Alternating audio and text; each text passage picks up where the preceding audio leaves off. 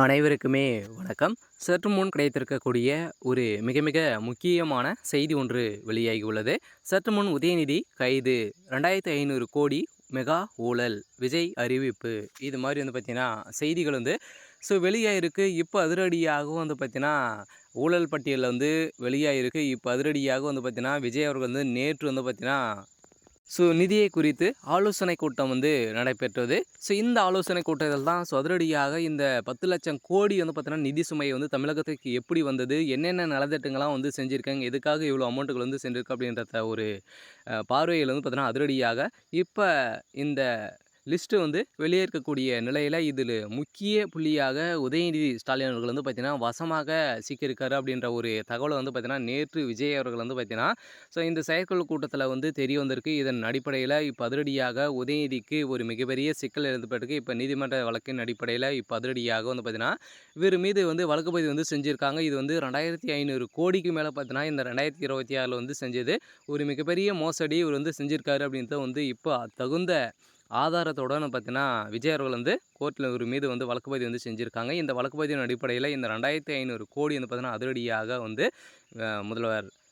துணை முதல்வர் உதயநிதி ஸ்டாலின் அவர்கள் வந்து முன்னைய துணை முதல்வராக இருந்த உதயநிதிக்கு இவர் இப்போ ஒரு மிகப்பெரிய சிக்கல் வந்து ஏற்பட்டிருக்கு. இப்போ ஒரு மிகப்பெரிய சவாலாகவே இருந்திருக்கக்கூடிய நிலையில் திமுகவுடைய கூடாரம் அழியக்கூடிய நேரம் வந்து வந்திருக்கு. திமுகவுடைய முக்கிய புள்ளிகளும் அடுக்கடுக்காக சிக்கலுங்க. திமுகவில் இருக்கக்கூடிய அமைச்சர்கள் வந்து செய்த ஊழலில் பாதி பங்கு வந்து பார்த்தீங்கன்னா திமுகவுடைய அறிவாலயத்துக்கு தான் வந்து சென்றாகணும். அவங்க சொல்வதை தான் பார்த்தீங்கன்னா கேட்கக்கூடிய அளவிற்கு திமுக ஒரு மிகப்பெரிய பயங்காட்டி வந்து அமைச்சர்கள் அனைவரையுமே வந்து வைத்திருந்தாங்க. இதில் முக்கிய அமைச்சர்களுமே பார்த்தீங்கன்னா இதில் வந்து சிக்கியிருந்தாங்க.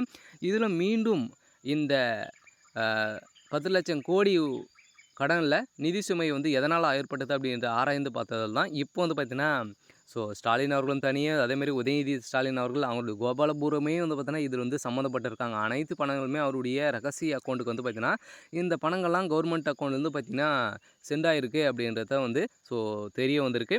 இந்த தகவலின் அடிப்படையில் தான் இப்போ உதயநிதி மீது வந்து பார்த்தீங்கன்னா நீதிமன்றம் அதிரடியாக வழக்கு பதிவு வந்து செஞ்சுருக்காங்க. இந்த வழக்கு பதிவின் அடிப்படையில் அதிரடியாக உதயநிதியுடைய கதை ஒட்டுமொத்தமாக முடிய போகுது. இப்போ வந்து உதயநிதி ஸ்டாலின் அவர்களும் பார்த்தீங்கன்னா கைது செய்யப்பட பயந்து இப்போ தலைமறைவாக இருக்க போகிறதாக ஒரு தகவல் வெளியாக இருக்குது. அன்று சட்டப்பேரவையில் வந்து பார்த்தீங்கன்னா உதயநிதி வாய்க்கிலேயே பேசிய நிலையில் அதிரடியாக இன்று வந்து பார்த்தீங்கன்னா சனாதன வழக்கு மூலமாகவும் உதயநிதிக்கு நிறைய எதிர்ப்புகள் வந்திருக்கு.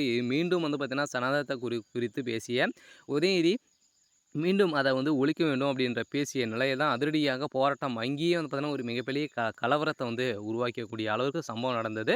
இருந்தால் இந்த சம்பவத்தின் அடிப்படையில் தான் இந்த நிதி சுமையை வந்து குறைப்பதற்காக பரிசீலனை செய்திருந்த நிலையில் இப்போ அதிரடியாக உதயநிதிக்கு இதில் வந்து சம்மந்தம் இதில் தெரிய வந்திருக்கு. இப்போ இதில் வந்து பார்த்தீங்கன்னா 2500 கோடி ஊழல் வந்து செஞ்சுருக்காரு அப்படின்ற ஒரு தகவல் வந்து வெளியாக இருக்குது. சரி, ஓகே. இன்னைக்கான